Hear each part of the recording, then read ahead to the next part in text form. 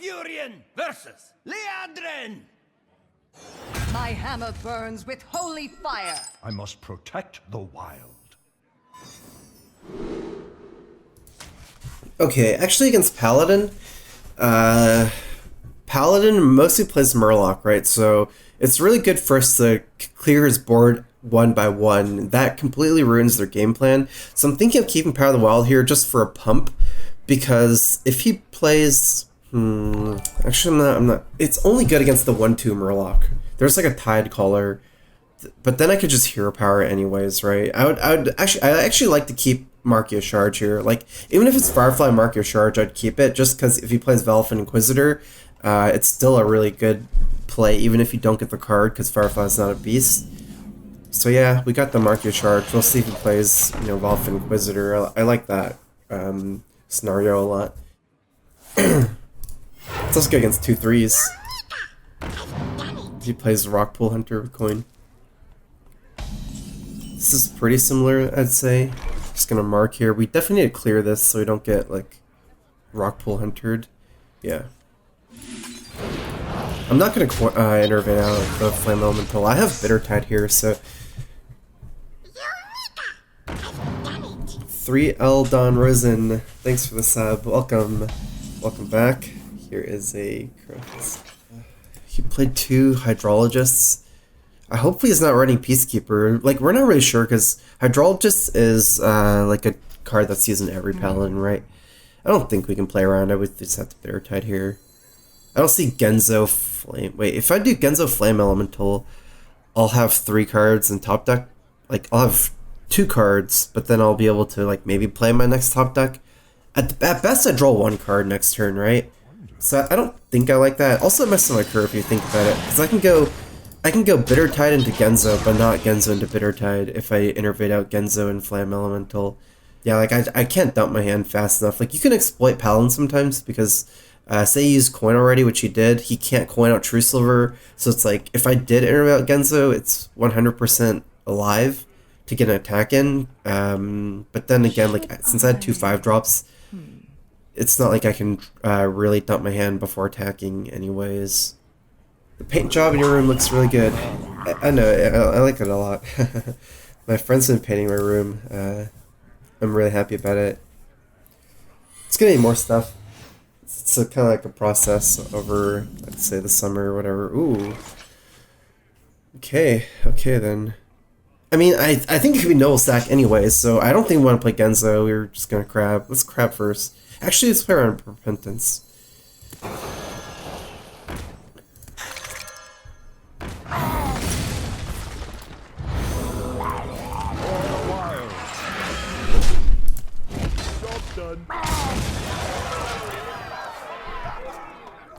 Strife, I would really value some feedback from you on a few Hearthstone cards I made. If you PM it to me, I guess something like that, I could look at it.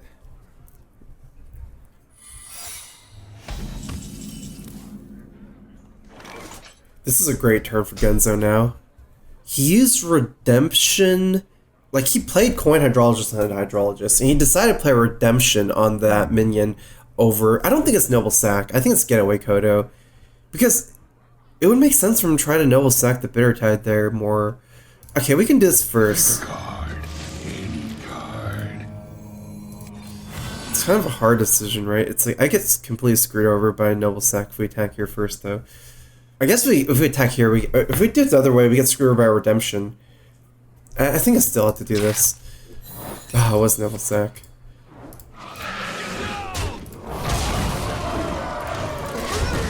No, well, he still needs equality combo here, most likely. How's Genzo working out for you in this deck?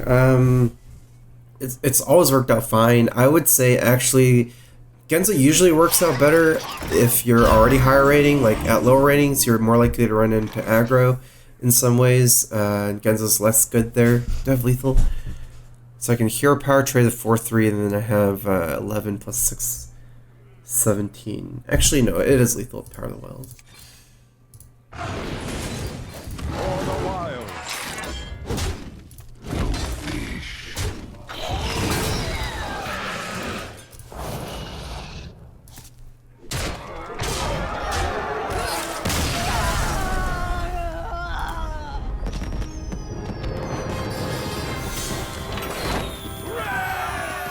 You try playing Aggro Paladin. I don't like the gameplay of Aggro Paladin. Like, I feel like it's so much more linear than Aggro Druid. I really enjoy Aggro Druid for an aggro deck because the gameplay is so non-linear. Like, there's a lot of maximization points in the game where, say, you need to make a decision of how many minions you're going to buff with Mark Lotus, you know, whether you get this turn, whether you think your board's going to survive, and you can play another minion next turn and then Mark Lotus, things like that.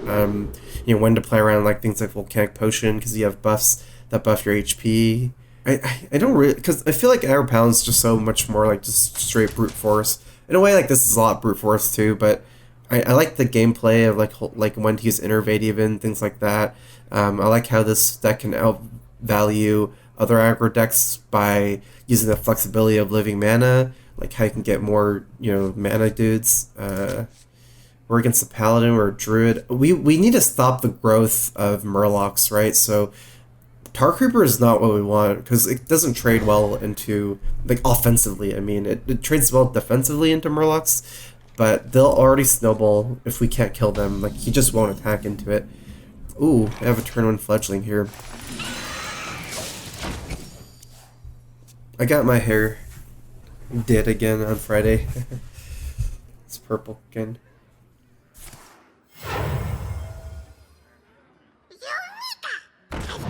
I mean, it's really nice to stop Murlocs, but yeah, we're definitely going to make an exception here with Fledgling. I don't think I'm going to kill his Murloc here. Everything I play is weak to the 2/2 trading in, and if I want to curve out mana-wise, I kind of think it's better for me to play 1 Power of the Well for a 3/2, and then play Firefly, and then Power of the Well number 2. So, but I can't, like, I'm actually going to trade into the Murloc, I think.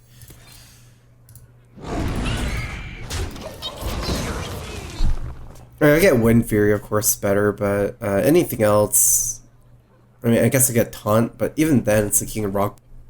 Yeah, most likely I'd just be getting +1/+1 or +3 health. Yeah. Okay, I can deal with that. Especially if it doesn't have a 1-drop here. I could just go Firefly, check for the Secret Repentance, Power of the Wild, then attack with the 4/3 first.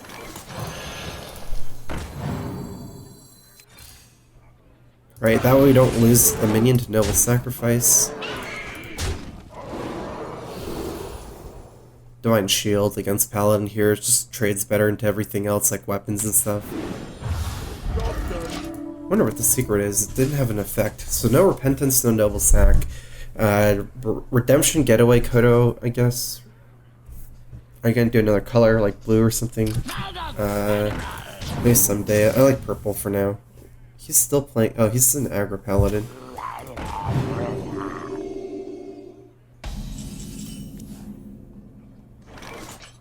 Okay, Redemption's the same result, right? No matter what we do here. Do we have lethal? 4, 5, 6, 10, 18. It is lethal, but we don't need to risk it because we win the game like next turn anyway with Savage Roar. So let's do this. I'd actually rather Getaway Kodo, the Rockpool Hunter, than the Chum. A Hero Power is worth a lot. There's potential Consecrate, so we definitely go face here. If we trade for the Divine Shield, Consecrate is pretty bad for us. Time waits for no one. If I want to clear both, I go Hero Power trade here. Or can take the value trade, play Genzo. That kind of makes sense too. We just care about the number of minions on board. For the wild.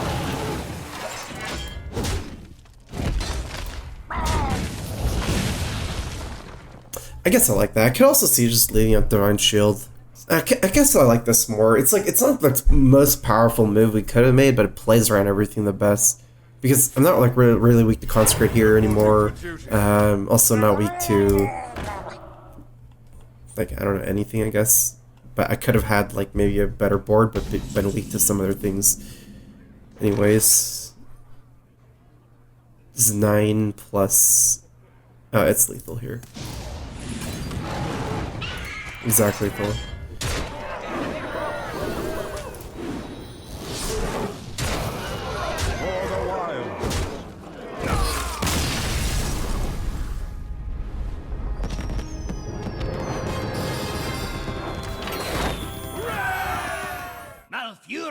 versus Jaina.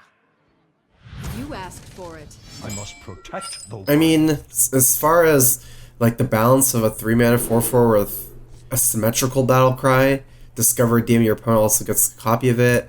It's basically a 3-mana 4/4 demon with no downside. If anything, that's an upside because you build demon synergy, so it seems a bit imba. 3-mana 4/4 is the stat line, especially a demon. Like, demon's not really like changing too much, but anyways, I don't think it's super balanced as far as like a balance perspective.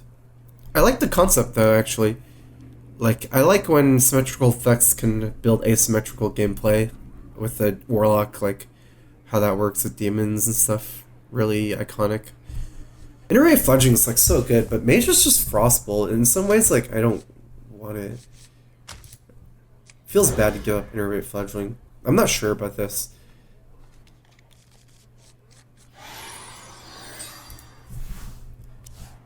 Pick your poison, your damaging spells with poisonous this turn. So like it's like a 7-mana board clear with Fan Knives. One way, but 2 cards. I mean, I think it's. I don't think it's overpowered. Pick your poison. Doesn't work on face. If anything, I think maybe even a bit weak, but looks okay. Time runs out on me. Whoops. We don't have any pumps, right? So none of these will trade well into Mana Worm. If anything, we just play a Fledgling. If we go Iterate Fledgling and then also coin out Corsair, he gets a free value trade with Mana Worm, especially if he has Frostbolt. And if Frostbolt's really the only thing we're scared of anyways, yeah, I don't see a reason to play anything else with the coin here. Because if anything, we can wait for a Mark of Lotus or Darwolf Alpha or something, potentially next turn top deck, to get, you know, much better trades into the Mana Worm. This could be a 2/3 Mana Worm after the Frostbolt here. And if he doesn't have Frostbolt, the Fledgling surviving, that should be enough for me to feel good about my opening. At this point, we pretty much have to develop. Yeah, most mages are not running Galaka Crawler or weapons, so I'd say something like this. Although I could also coin out the Flame Elemental. It's weak to Volcanic, although that's okay, I guess. Yeah, let's do that. Okay, I guess we feel good if he pings the 1/1. Because this is our only ping target, right? So it makes some sense to trade here, but if he just pings here and passes on 3, I feel okay about it. And I felt kind of okay with the Volcanic because it deals 2 damage to his own Mana Worm. I can Hero Power it down. Do we think Savager is worth more or the Corsair? The board stays the same because we can trade 1 Hero Power. So I think Savager is worth more here.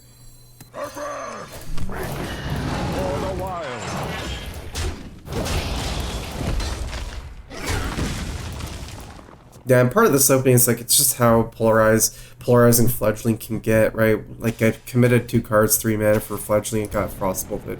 So I was like fairly uncertain about keeping in this Mage to begin with.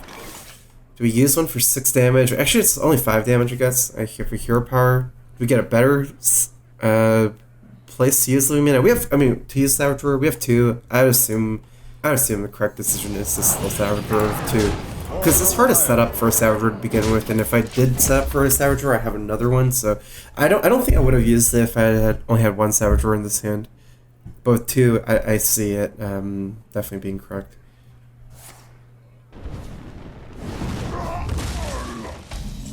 At least he has kind of a poor opening too, we'll see at least. Let's hope he doesn't have AoE. It's not like I can play around it because I don't have other stuff to do. You paint your wall by yourself. No. I'm a bad painter. We're gonna have to just play this as a minion. I don't think we +1/+1 this. A 4/4, like it's a mage, potentially, like even with Firelands Whirl and stuff. My friend has been painting my room slowly. She was painting my room when I was in Germany. It's still a work in progress. It'll get better.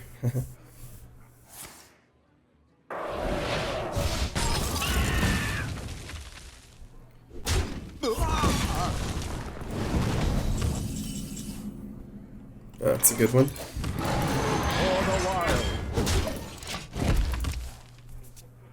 This and living mana, I just need a bunch of them. Like, I need to find my big cards. Still have some chance if we can top deck in the right way. A game? So kind of you to join me. Oh, okay. This means we can get the damage in. There's no way we're ever trading here. At this point, because he used this as his big, you know, development turn, for sure my Bear Tide's dying next turn, right, to Medivh and Ping at the very least. So there's no way we're getting a better Savage Roar. The only time we're getting better Savage Roar is with top decking living mana, and then like somehow we need to have 3 mana left over, but by then it's like we don't even need that much damage if we had, you know, 7 living mana tokens left over, so we are going to do this.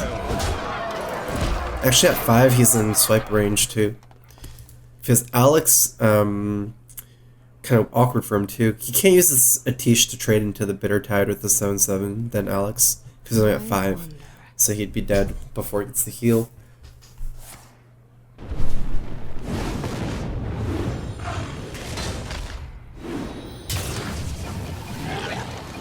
We're hoping to dodge taunts here for a swipe hero power. Okay, yeah, this means we actually have a chance here with swipe. Like the 1 outer here.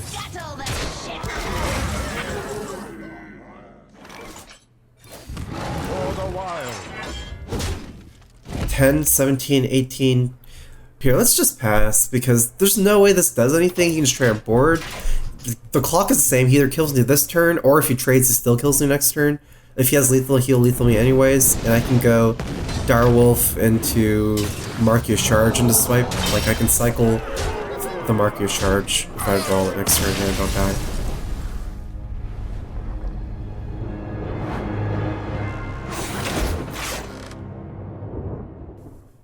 Malfurion versus Rexa. What do you expect from the next expansion? Hopefully they just continue on the path of interesting creature combat mechanics. That's the way Hearthstone's going now. I don't think that.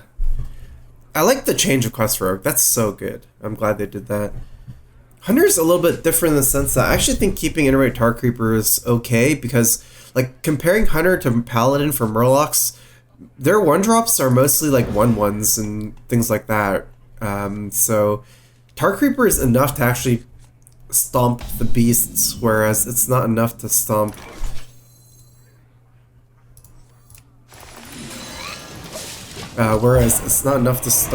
Murlocs 1 by 1. Like here, even if it's a 1/5 in this turn, he plays, you know, Alley Cat. It does as good as basically anything else. I guess you can make the also gross. I feel like because hunters are using Glocker Crawler a lot, we don't eat our own patches here sometimes, but I need to play on Curve, which means I need to play it here, because I also need the Markio Charge next turn on the beast, and this is the beast I'm using. Anyways, to finish my thought, what I was saying is, I guess we can go like Innervate into like, you know, 2 or 3 minions, that way it's really good against Alley Cat, but I guess I felt like this was good enough. Such big teeth I have. Ooh, I like that a lot. This is a 3/2 after we kill it, right? I mean, we're definitely killing it. 1/5 and 1/4 should be the same, so I'm just gonna prioritize face damage. Huh. Is there any way to get the thing in the middle? Actually, yeah. I was just thinking about it. I guess that wasn't that hard. This way we can cash in our pirates so we don't get Glocker Crawler too. Yeah, hopefully next expansion, because Hearthstone's turning into such like a tempo game, I don't know if it was already, maybe they should give some other classes. I feel like nothing really can compete with Power Warrior and Aggro Druid for early game. Maybe Shaman a little bit. Let's start with player an Explosive Trap, and then we need to think about how to attack here. I don't think we're scared of Snake Trap because we're gonna have to kill this anyways. Which one's the worst? Which one's better for... Okay, we want to keep our taunt, right? Oh, that could just hero power it. That kind of makes sense. Like, I don't really need to play the crab. Although playing the crab is better than not playing the crab. Like, the face damage doesn't matter here that much. Actually, that makes more sense for me. Oh, right, I want to proc freezing too. Okay, yeah, I guess we do this first.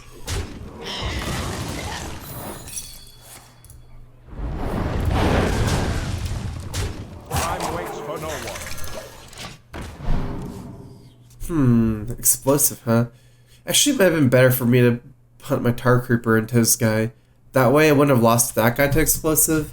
I just didn't want to do that because then it'd be weak to bow, like Eaglehorn bow. Because this is a 4 health guy. Oh yeah, and it could be freezing trap too. And if it's freezing, I don't want to have a Tar Creeper frozen because this is what's protecting my weak guys from bow. Actually, I don't really mind how I played. I think it's fine. The patch is gone, right? I really want to trade because every base is worth so much here, but his bow is threat. Okay, I don't think we ever play Corsair. We can just, you know, not think about that anymore. But anyways, bow he uses his HP as a resource, right? Like if he bows stuff, he still takes damage. So I'm thinking all face and Bitter Tide. Otherwise, like double trade, but that makes his bow better anyways because he has more life to work with. I just really don't like leaving up this guy. I guess I'm still doing it. Because I could just like trade here and trade here. Like only one of my guys dies. This guy's still alive. But I'm losing 6 damage. And with the bow, that's 6 because the bow is worth so much. Like the face damage he has to take from the bow. Actually, he's just dead on board now.